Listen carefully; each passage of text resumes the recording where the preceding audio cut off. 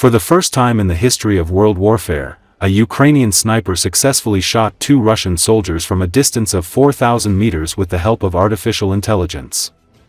This information was shared on Ukrainian Telegram channels.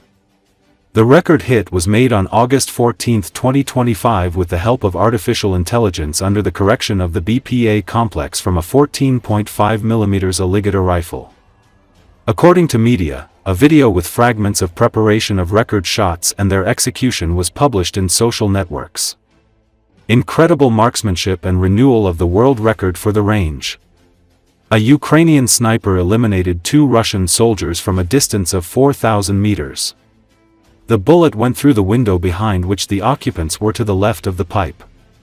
The shots are exclusive, the place, the direction of defense of the cities of Pokrovsk, Mirnograd in the area of responsibility of the OTG, Donetsk, where in particular perform special tasks combined unit of snipers, Ghost, in the number of 8 platoons of snipers in the units of the army, noted in the commentary to the video.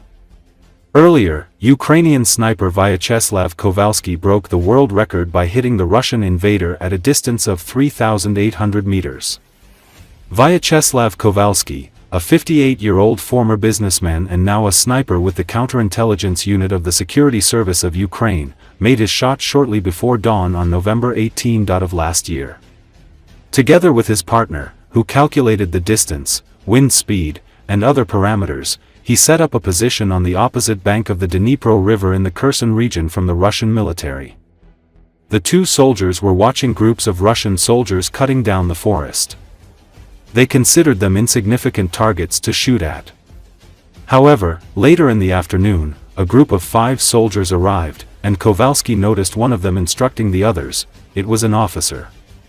After deciding to shoot, Vyacheslav's partner started measuring the distance to the soldiers. He calculated the parameters of the shot, air humidity and temperature, which affected the speed of the bullet. The bullet took about 9 seconds to reach its target at a distance of 3,800 meters. The shot broke the previous world record hit of 3,500 meters set in 2017 by a Canadian sniper from Joint Task Force 2, who hit a target at 3,540 meters with a .50 BMG Macmillan TAC-50 rifle. I think the Russians will now know what Ukrainians are capable of. Let them stay at home and be afraid, Kovalsky said.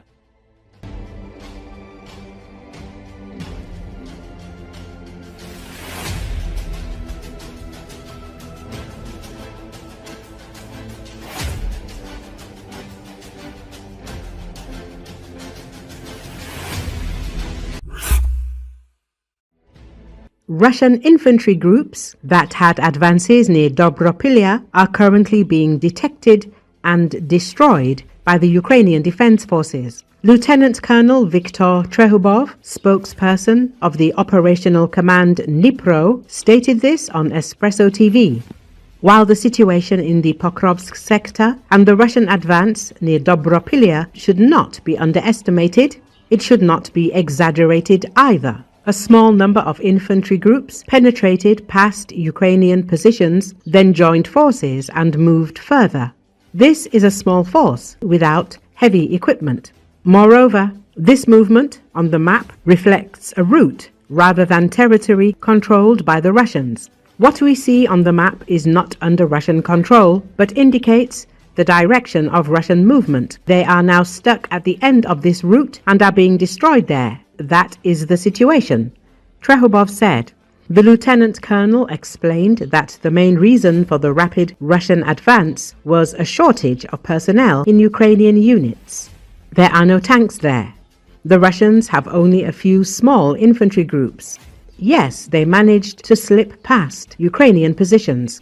This happened because there were not enough people. At the time of the Russian advance, we had an insufficient number of personnel to detect and destroy them, he added. Recall on August the 9th, Deep State reported that Russian forces are attacking Dobropilya with the 132nd Separate Motorized Rifle Brigade, made up mostly of residents from temporarily occupied parts of the Donetsk region and migrants from Central Asia.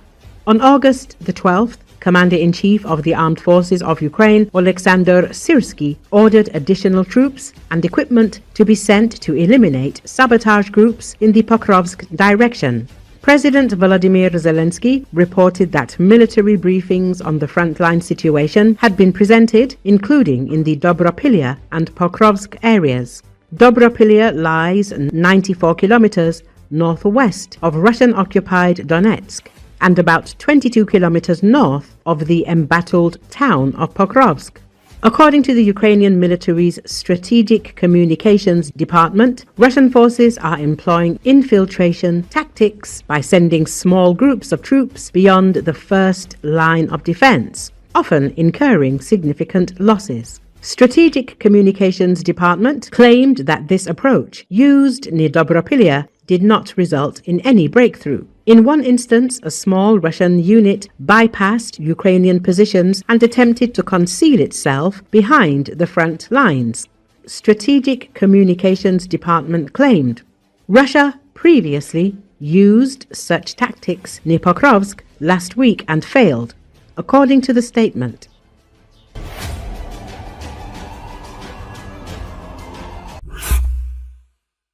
The Russian Navy is facing a serious crisis due to Ukrainian attacks in the Black Sea and the loss of a strategic port in Syria. Arjen Wanar, commander of NATO's Standing Maritime Group 1, told Business Insider. According to him, the Ukrainian armed forces strikes and failures in the Middle East have significantly undermined the potential of the Russian fleet from the Mediterranean to the Arctic. Russian ships had previously been operating at the limit of their capabilities due to problems in shipbuilding, the need for total repairs, and limited modernization.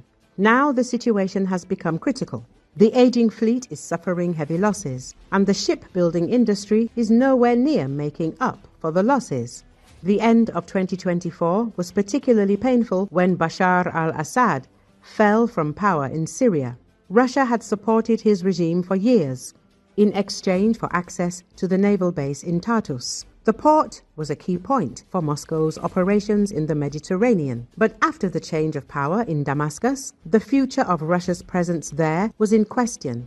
Vanar stressed that the loss of Tartus is forcing Russia to redeploy forces from other regions, straining already worn-out ships, submarines, and supply systems. Other NATO officials share a similar view, noting that Russia's failures in the Black Sea are exacerbating the shortage of combat-ready forces. Moscow also faces pressure to respond to NATO's increased presence in the Arctic. Climate change has opened up new shipping routes, creating both economic and military opportunities.